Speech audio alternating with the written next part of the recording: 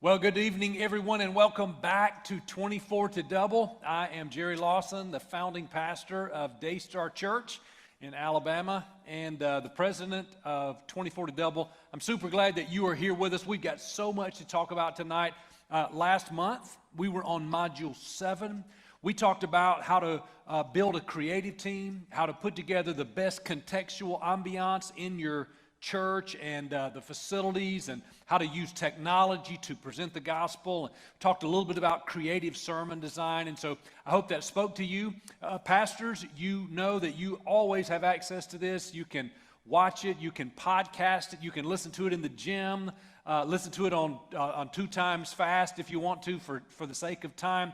But just let this teaching marinate in your heart and in your spirit. And after what I've said to you, see what God is saying to you, because this is not the gospel. I am not preaching the gospel here. I'm preaching biblically based, biblically sound discipleship principles that will grow your ministry and grow your church, and it's meant to inspire you to think outside of the box and think about how this knowledge, this information, these ideas can work in your own context. And so I just want to restate that over and over again. This is not the only way to do it. This is a biblically based way. This has worked in thousands. I'm not pulling that number out of midair, but it's a true number. Thousands of churches in dozens of countries, and I know it'll work in your church. But you continue to be the creative leader, continue to be the spiritual head of your church. You keep hearing from God and let God speak to you about how this all fits into what you're called to do.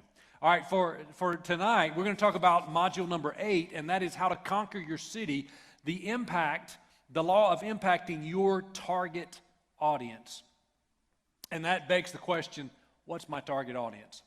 And if you're answering that question, well, Pastor, we want to reach everybody. Our target audience is everybody. I want to respectfully tell you something may be hard for you to receive up at the top, but you cannot reach everybody. You'll never do it. You can't. That's why I'm here. I'm going to reach somebody. You're going to reach somebody. The church down the street is going to reach somebody. And you need to aim at who you want to most focus on. Here at Daystar Church, we focus mostly on 19 to 29-year-olds. We believe that is the group that, frankly, is perishing from the church. Statistics prove it to us. And even beyond that, we focus on men. Here's a couple things we've noticed. We've noticed that men, if a man comes to church, data proves to us that most of the time, when a man comes to church, his entire family comes to church. But when a woman comes to church, her children may or may not by the time they become teenagers, and her husband may or may not. But most women will go to church anywhere that their husband will feel welcome. So we create an environment that makes men feel welcome. And we've also noticed this about the difference in younger and older people. We found out that older people will tolerate a church that is focused on young people as long as we're reaching young people. They may not like the music, they may not like the way the pastor dresses or the style of some of the events and things like that, but if they see their children and grandchildren coming to faith, they will tolerate it. Older people will tolerate a church designed for younger people, but here's the fact: younger people will not tolerate a church designed for older people. And you can sit back and go, well, I'm sorry, people, I just can't believe it, what they ought to do, and I'm just going to do what I'm going to do because what they ought to do is, that's fine. And if you are called to reach people who had it all together, then you probably need to start ministering on a different planet. But as long as you're ministering on this planet, you're going to be called to some messed up people, messed up older people, messed up younger people, messed up men, messed up women. Wherever you are, you're going to have to reach people in spite of and because of their problems. And I'm not trying to preach you into our choices at Daystar. I want you to pray and seek God for your choices, but decide who can we most effectively reach, who is God calling us to focus on. And we're not going to turn anybody away. We want to reach absolutely we want to reach everybody, but we've got to focus and target on the specific group of people we feel most called to. We focus on young people, but simply because of my age, the key leader, I'm a middle-aged person, I'm going to reach a lot of people my age, middle-aged people. That's just a factor, but I'm going to still keep focusing on younger people. Now, in this lesson tonight, we're going to talk about the difference in a growing and a dying church. It's exciting. It's one word. We're going to talk about the difference in a church that is outreach-focused or ingrown focused. And we'll talk a little bit about budgeting for effective outreach. And this is all based off of Acts chapter 1, verse 8. where Jesus said, you will receive power when the Holy Spirit comes on you. And with that power, here's what you're going to do. You're going to be my witnesses in Jerusalem, Judea, Samaria, and the ends of the earth. Now, you have a pastor there. You don't need me to preach this to you, but succinctly, Jerusalem is the city they were standing in when these words were spoken. He was saying, you're going to witness right where you are. Judea was the surrounding region. He was saying, once you have really focused on the city you're in, expand, reach farther out. Samaria was really a disenfranchised group of people. It was a different breed. It was a group of people in poverty. I take that to mean focus on people no one else is focusing on. And then the ends of the earth, of course, is world missions. And that's what outreach looks like. Now, outreach is evangelism. And I want to drop this little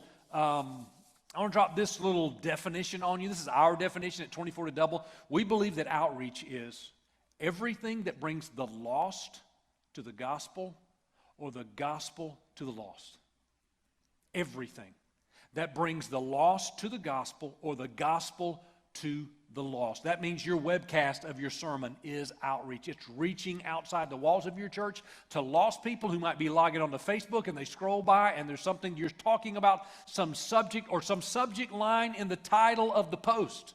Just got their attention and they watch. That means it's outreach. Now, why is it important how you classify things? Because I believe evangelism should make up a minimum, a bare minimum. At Daystar Church, it's way more. A bare minimum of 10% of your church's total budget. That is, of course, outreach in terms of reaching people in Africa and different parts of the world where your missions arm goes. But more, even more than just that, we want to also use it to reach people in our own community. And so marketing, if we're going to use a billboard or a Facebook ad to market and draw people to our Easter service, wow, that's outreach because it brings the lost to the gospel. Everything that brings the gospel to the lost and the lost to the gospel. At Daystar Church, when we added all that up, we could find about 30% of our budget going toward outreach. I recommend no less than 10%. Rick Warren says that money that we invest in evangelism or in outreach is not an expense, it is an investment. And that's really how you have to look at it. You might look at your power bill, your mortgage as an expense, but you look at evangelism and outreach as an investment. Next slide, here's the importance of outreach. Factors that influence a person to visit a church once are very different from those that influence them to visit again, and we need to know that. See, outreach is getting them. Assimilation is keeping them. Now, most churches have no idea what the difference is. Most churches have no strategy to do both of those. That's why when I learned this stuff, you got to remember now, our church started, we didn't have any church planting organization, no parent church to help us. I didn't even have really a mentor who'd ever started a church. When we started this church with about 75 people, we didn't know anything about this stuff, and as our church grew to a mega church over multiple campuses, reaching thousands of people, and I said, I want to teach this. I want to share what I have learned with people. We decided we're not going to go to one Saturday conference or a Thursday, Friday, Saturday conference and try to just if I could use this, just vomit all this information on somebody. Just try to throw it all at you at one time. Pastors, you've been to these conferences. I've been to dozens, if not 100 of these conferences. I've spoken at some. I've listened at way more, just trying to learn. And it's like drinking from a fire hose. Our fire hydrant, what we've learned is that it takes a lot to gain all this knowledge, to build a process that your church grows through. So that's what 24 to Double does. It teaches you the difference in how to do outreach, to first time attract them, and how to do assimilation. Have a process that keeps them. We've already talked about a little bit of that in previous modules. We'll get more into assimilation as we go along. But here's the difference in a growing and a dying church. It is so simple, pastors. I'm telling you, if you can get this word working in your church, it's so simple. The word is invite. Now, I need you to repeat that word with me. If you're a pastor in the gym all by yourself, say it out loud. And if there's 100 people in the room on a Sunday night, everybody say the word with me, invite. Everybody say it, invite. Now, for the 3 people who were wondering if anybody else was going to say it and you didn't, we're going to all say it one more time for you. The difference in a growing church and a dying church is this one word. Say it with me, invite. Listen, I know this is true because of my own church and how we have grown and exploded in growth, being one of the fastest 100 growing churches in America, and how I've seen other 24 to double churches become just as rapidly growing, and they've all learned how to motivate the membership to invite their friends. Here's why I say the difference in a growing and a dying church is just one word, because I have seen growing churches, the preacher's sermon is just a snooze fest, and they're still growing. The worship music is just awful. They don't sing well, but they're still growing. Many of the things that we teach here, they're getting it wrong, but they've figured out how to motivate and encourage their people, and their people are inviting, and they are growing. Now, Pastor, if you can preach, if your singers can sing, if you can teach people to smile, if you can do some marketing, if you can get all these other things right that we're teaching you to do, and also get your congregation to invite their friends, your biggest problem is going to be finding enough chairs to seat the people. I said that live the first time I taught 24 to double in our Good Hope campus, not on video. We didn't even video it. And one Baptist pastor sat there and he thought, this guy's nothing but a salesman.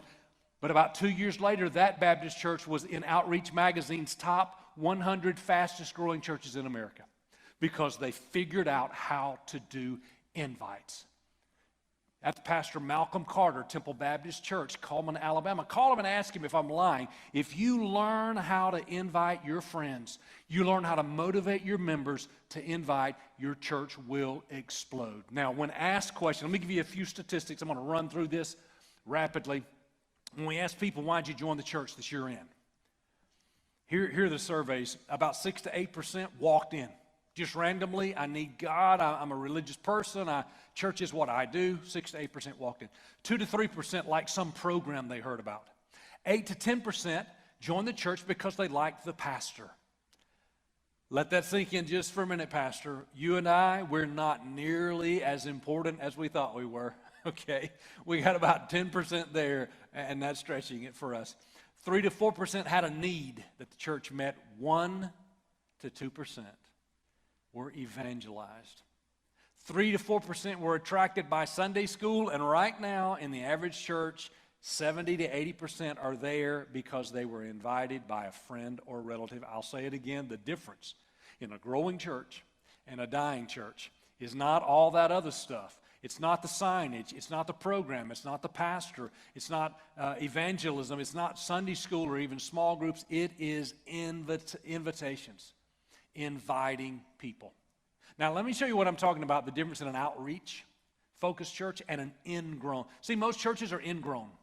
All we think about is ourselves, and the only people that are growing are, the only way our church is growing is somebody moves to town who is already a believer, and they're already sort of in our subculture, our denomination, or our way, if we're a Southern Gospel church, or if we're a charismatic church, or if we're a Methodist church, or they're kind of, we're looking for that, that's an ingrown, and there's just a limited number of those people. But how many of you know if you're looking for lost people, there is an unlimited number of lost people in your community? Everybody say amen. And so that's why we want to be an outreach-focused church. Look at this slide, the difference in outreach and ingrown. An outreach church is message-based. The pastor is a communicator. He's meeting needs. He's talking to them. An ingrown is sermon-based. Look at me. He's just a preacher. He's just preaching stuff that everybody in the room already knows. We're not really focusing on needs. We're not really scratching the itch of our culture. We're just kind of preaching sermons. And you know what? That has created an American church. I'll talk about the American church, even though we have dozens of other nations listening to us right now. It's created an American church that is spiritually bankrupt. We're not seeing any lost souls saved. In America last year, 60,000 churches did not report one single convert.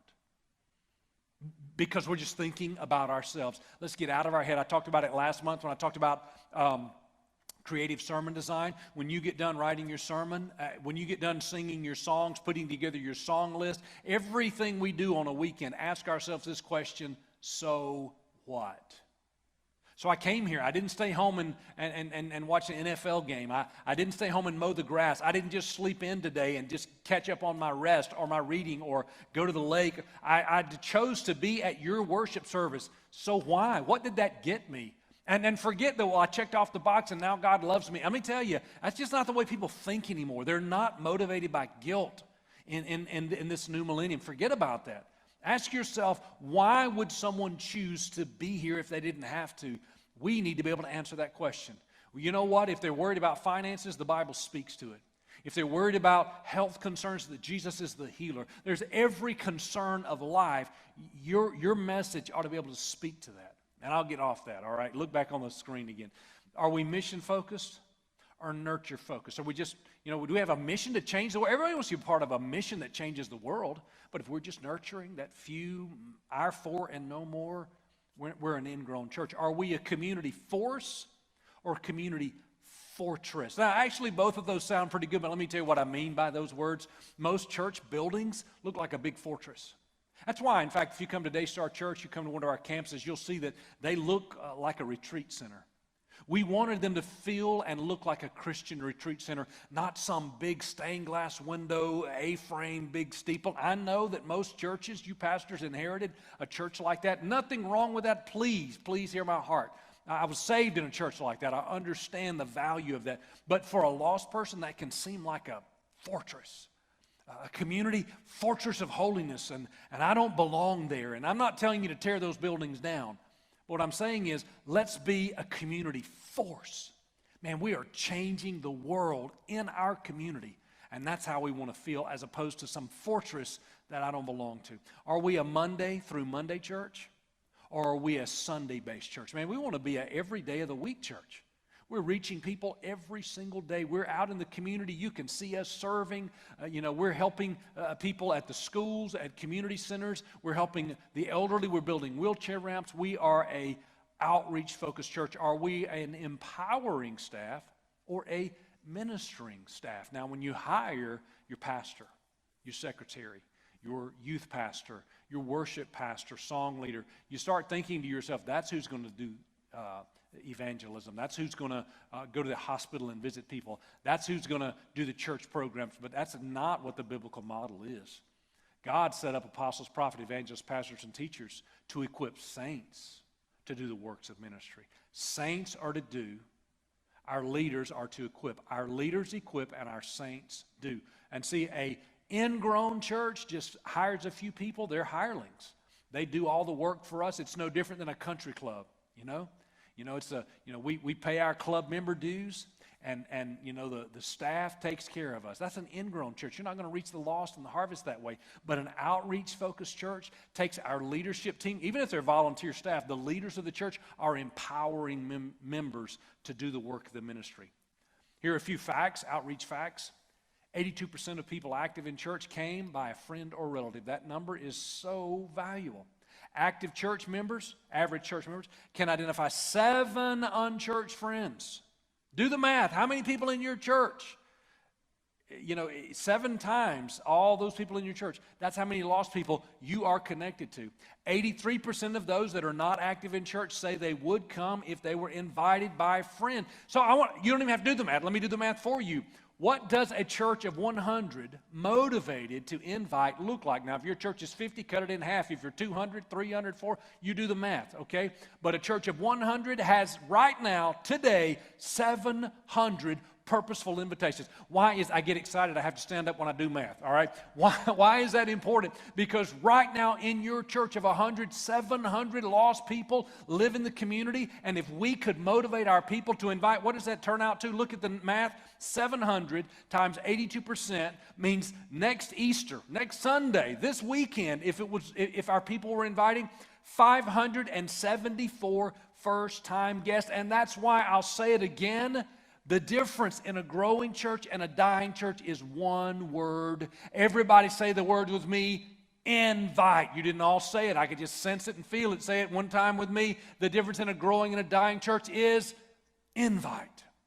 If we can convince ourselves, and Pastor, it starts with you and me, It starts with us leaders. It starts with the worship pastor, the worship leader. It starts with the deacons and the elders and the trustee members and the board members. It starts with all the leaders saying, I've got to go find those friends, family members, lost, people who are not active in a church, and invite them to come to church with me. If I set the example, the rest of the church will. Let's go to Luke 4. Let's look at Jesus' vision and his outreach strategy. Jesus said, the Spirit of the Lord is on me because he anointed me to preach.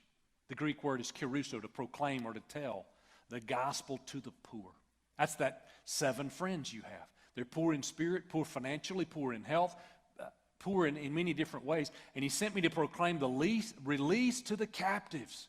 These are bound by addictions, and when we invite them to church and they encounter Jesus, they're going to be released. Recovery of sight to the blind. They are spiritually blind. They can't see where they're headed. They're going to be given vision. To set free those who are downtrodden and to proclaim the favorable year of the Lord. Next slide. The outreach begins with your church's vision statement. For us, it's real love now. That's a vision statement. It's a purpose statement. And it's a process statement for us. Our vision, here's what we want to look like. We want to be real. Not some made-up, religious, manipulative group. We want to be real, and we want to show you love right now. Not after you clean up, not after you straighten up. We want to give you real love now. See the vision? But it's also our purpose. That you get real before God. That you learn how to receive and give the love of God. And that happens in your life right now. It's our vision, our purpose, and thirdly, it's our process statement. A process means, and say, Pastor, this is why churches aren't growing.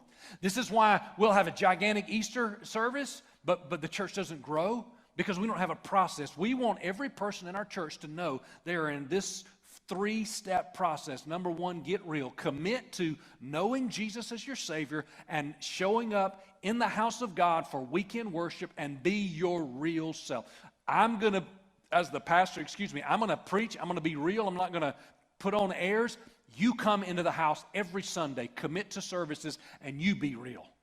You come and receive. You confess. You get real. That's step 1. Commit to weekend worship. Love is step 2. That's our small group step. The Bible says you can't love God in heaven if you don't love his children on earth. And so you need to get in a small group, and you need to learn how to be loved by people and love other people. That's really where where discipleship happens, is in small groups. That's where iron sharpens iron. So we want you to love. That's the second step of your process. At our church, you memorize those 3 words, real love now, and you can grade yourself at any time. Am I a 0? I'm not doing any of the 3, or am I a 33%er or a 66%er, or am I a 100%er? If I'm real, showing up for weekend worship, if I'm loving people, I'm in small groups. And then the third step is now. That's our serve step. We want you to serve God now. Don't wait until you're perfect. Don't wait until you've gone through all the classes. Don't wait until you feel like nobody would ever say, who is she to try to be, welcoming me in the church? I know her path. Don't wait on that. Serve God now. See, that's where your outreach begins. Getting it in your heart. You see how easy that was for me to talk about real love now? Because it's in my heart. And it should be in the heart of our people. They should understand who we are and what steps we want people to go in. Let's talk about partnering with your congregation. If 82% of those present in church came because a friend in the church invited them, then what can we do to encourage more invitations to happen? Ed Young, pastor of Fellowship Church in Dallas, or Grapevine, Texas, just outside of Dallas, said he did a survey of his church, Fellowship Church. 98% of the members of Fellowship Church came because a friend invited them. Not because they moved to town, saw a billboard. When you fly into Dallas, you look over the side of the plane, you can see the top of Fellowship Church, and it says Fellowship Church. They didn't come because they flew into town and said, wow, that's a cool church with a sign on its roof. 98% came because they had a friend who invited them. So what can we do to make our people invite their friends? Why? Look at this next one. Why do people invite friends? Number 1, they love their church. They are proud of their church name. They're proud of the affiliation of their church. The worship style and presentation is something they're proud of. Pastors, it's got to be excellent every single week. Worship leaders, it has to be excellent every single week. If I know that you can knock the ball out of the park, that you do a worship or choir number or whatever that will just make the hair on my arms stand up, and you do it about half the time, that won't work. I've got to know, I can't be taking my co-worker to church and it's Russian roulette. One Sunday it's wonderful, and the next Sunday I'm embarrassed about, how disorganized and messed up it is. So look again at my list here. They're proud of the church. The sermons, the professionalism, the overall ambiance, the cleanliness. Let me stop and tell you this. Every man in the church, listen to me right now. I don't care if your church is so full of the Holy Spirit that people just can barely walk, and it's just so full of God that everybody. Let me tell you, if the bathroom is nasty, the women are not coming back to your church. I don't care if you like one of those Guadalupe Catholic churches and you've got a picture of Mary and it keeps crying and thousands of visitors or pilgrimages are coming to your church. If the bathroom is nasty, mama's not coming back. I love you enough to tell you. I love you women. You're either thinking, oh, he's being judgmental, but most of you women are going, that's right. You're not going to invite your friends if you think it stinks in the bathroom. You're not going to invite your friends if the nursery's filthy. So all of this has got to be something we're proud of, not occasionally, not the Sunday after, we had our one-a-year work day at the church on a Saturday. No, but every single week we got to be at a high quality. So that's one way. Now let me continue. How do I get people to come to our church? Let's talk a little bit about church advertising. Again, the church advertising, I feel like it is sort of the backdrop, and the painting is the invite. So think about a beautiful painting, and you've got some subject in the middle of that painting, but you got to draw the clouds, the trees in the back. You've got to draw the grass, but the main thing you're painting is the invite. Okay, But marketing can also remind your church members to invite when they see it in the community, see it on Facebook, see it on Instagram, see it on a billboard. It can reinforce your friend just got invited, your church member just invited a friend at where they work, and then as they're driving to lunch, they saw a billboard. So church advertising is important. Let me show you a few things. Bulk email blitzes and evites. Now, we try to do this right there from our own server at the church. We hit everybody in our database. We got, I don't even know, over 12,000 people in the database. We want to regularly invite them. We know that they are what in sales you might call hot leads. Of course, many of them are regular church attenders, but a lot of them are not. But they've visited our church at one time or another. That's where we collected their data. Remember, I talked about how to collect the data in the module where we talked about welcoming guests. So you can roll back to that. But when we collected that data, we saved it so that we can invite them to Easter, to the next big series, to the big kids event, or any event like that. We'll use bulk email blitzes for that. We'll hit Facebook, Twitter, and Instagram with marketing. This costs some money, but it can be very direct marketing. You can pick exactly which age group, which sex you want. You can pick people who've been divorced recently if you're doing a series on divorce and remarriage. You can get very specific with Facebook in particular marketing. You can do direct mail. This is just snail mail through the mail. You're going to get about a 1 to 2% return on that. And so it can be very expensive, but it can also be very beneficial for things like Easter or Christmas or the launching of a new church or a new campus. We like to do direct mail to our own database for every big series, a big fall series, a big first of the year series. Again, I said that's about 12,000 households, and we'll hit them because they've been to our church before, and we're just trying to remind them to come back to church. YouTube, you can put your sermons on YouTube. You can do some creative things to advertise on YouTube. And invite cards. Now, that's the best tool that I know of that you can simply put in the hands of your church members to get them to invite. Something that's very, very well done. It's a little like a business card. We used to do this thing, we call it Six Pack Sunday. Hey, you came on the right day. Today is Six Pack Sunday. Everybody gets a six pack. Well, you got to know a little bit about our church and our evangelism strategy to know this. But man, the first time I said that, a bunch of people got really excited up at Daystar Church. because we reach the lost up in here. But it wasn't that kind of six-packs. It was 6 invite cards. They were very, very well made. They're very creative. And we said, listen, in the next 6 days before you come back here on Sunday, you give out 1 a day. Pray over it. Make sure they are purposeful. In fact, we prayed over them right then and there. In the building. We'll do something, I don't always call it Six-Pack Sunday. We'll do something like that before every Easter, before Kid Fest, before Friend Day, before Christmas services. Every big event, we'll use invite cards to do that. I'm going to have to hurry. I'm running out of time, so let me rush through a couple of these slides. Talking about evangelism, in the past and in the present, there's confrontational evangelism and there's relational evangelism.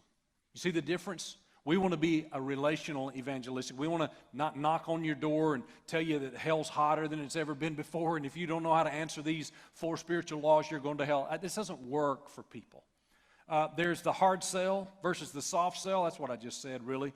There's guilt-driven evangelism versus love-driven evangelism. I'll remind you again that people are not motivated by guilt as they were when I was a kid. They have to be motivated by love. And isn't that okay? Because when I read Scripture and I see Jesus, I don't see him motivating people by guilt, but he shares love, and we want to be just like that. There is an event-oriented evangelism or a process-oriented evangelism. Let me say this. We talk a lot about big events, and I'll teach more and more about that as the 24 to double process unfolds.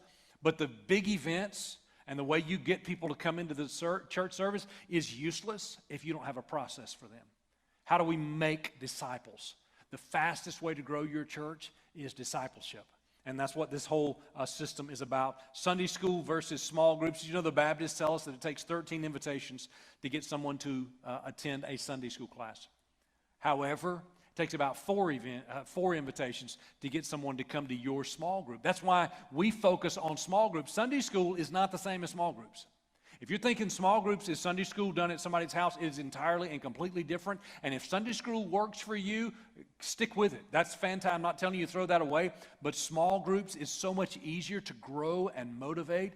It's unassuming. It's not so much pressure on people. You know, if I told a guy, hey, why don't you come to me with my basketball group? We meet 6 o'clock on Tuesday mornings, and you know, that's so easy to come to. He doesn't even know that when we get there, we're going to have prayer that morning, and we're going to talk about some issues going on maybe in his life. Or if I invited somebody to come to an adoption group, you know, there's a family that they're thinking about adoption, or they just adopted a son, they don't know what to do. An adoption group is so much more purposeful for a person, or a Bible study group, or anything like that. So how do you plan your next outreach? Well, I'm going to talk a lot about this next month, but a church needs to come up with activities that give its members a reason to invite their unchurched friend back to church. And here's how you choose 3 or 4 main events a year. Easter, 4th of July, Mother's Day, a family fest, like a fall festival or something, Friend Day, Homecoming, Christmas. Pick 4 of those to be big events. Now, we'll teach a big events component in 24 to double, and we'll show you how to make Easter a big event. And I know Easter is always a big event. Jesus rose from the dead. But when I say a big event, I mean a 24 to double big event. Like, how do we make that happen? You're going to pick one of those 4. We'll do some training on that. And then get as many people involved as possible, especially from your target audience. Use announcements to generate excitement. Make sure the event is a home run, and hold the event on Sunday morning. A quick example of this. We used to do a thing called like a Halloween night event, a Halloween alternative, like a Halloween carnival or something like that. We called it something else. But we would have thousands of people. I mean, when our church had hundreds on Sunday, we were having thousands at this event. And when we realized that after thousands of people would come and get the free games and free food, but very few of them would, because we were tracking it, very few of them would come back on a Sunday, and they didn't experience a Daystar Sunday. It was just really, it was good for community awareness, and it got our name out there, and we were serving our community, and all those are wonderful things. But for us, we wanted them also to experience, you know, we have what we believe is a supernatural weekend worship experience, where lives are touched by the power of God and people are changed. And we were committed to letting them experience that. So we canned that Halloween event and put in a a fall festival or rather a friend day. I think the Halloween event was called Fall Festival. Well, we canned that and put in a friend day that did some of the same things but was on Sunday. And here's what we found out. We got about half as many people to come on a friend day as we got to come on a regular night event where we just gave away Halloween candy and games.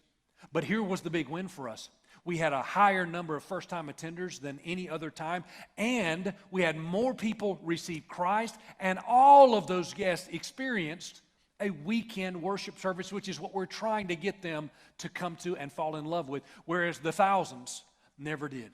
And so we feel like that was why it was important for us to make those big events on Sunday. I realize you might have some Easter events, some Christmas events, some plays, some other things like that, 4th of July events that you do off of your Sunday. But let me just ask you to stop and think, why do we do the event?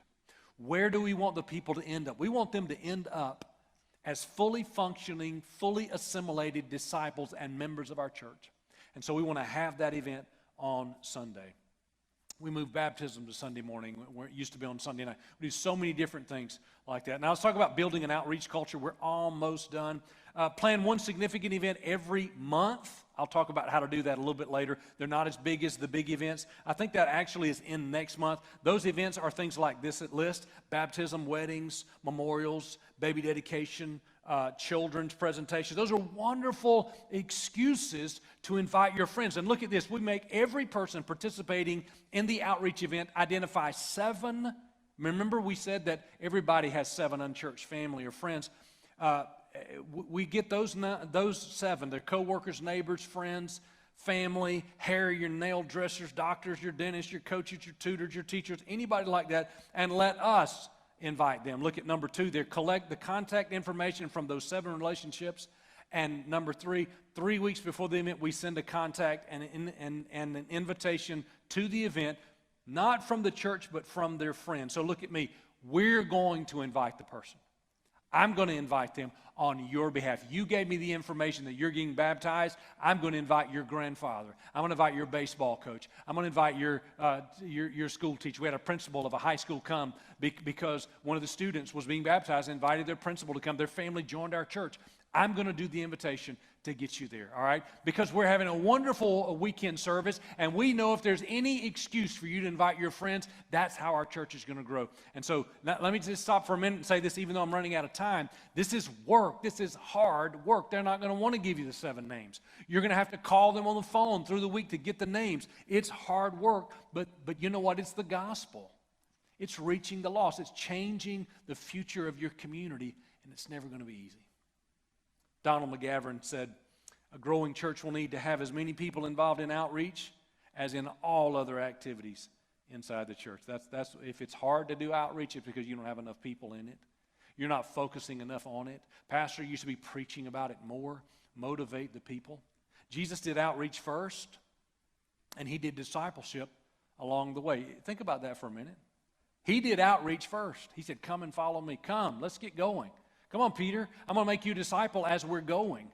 Stop with the nets. Just try to slow down cursing. Now, remember 3 years later when Peter's standing around a campfire and a teenage girl says, weren't you one of the disciples? He's still cursing and lying, and he's still losing his temper.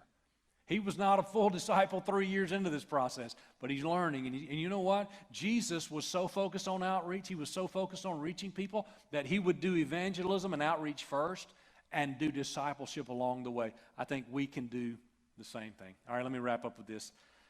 10% of the church's budget at a minimum should reach your city.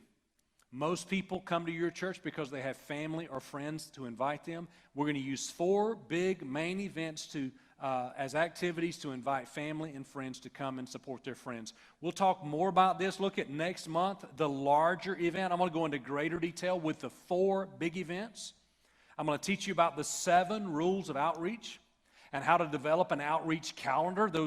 So don't freak out. If you just heard me say we're going to have 4 big events per year and 1 smaller event every month, and you're freaking out how we're going to do that next month, I'm going to dig into that and talk about specifically how to build that calendar and how to do an effective outreach. So Don't miss next month. I'll see you right here. Module 9, we'll go into greater detail how to put those events together. Thank you for being here with us tonight. Keep praying for your church. Know that I'm praying with you. See you next month.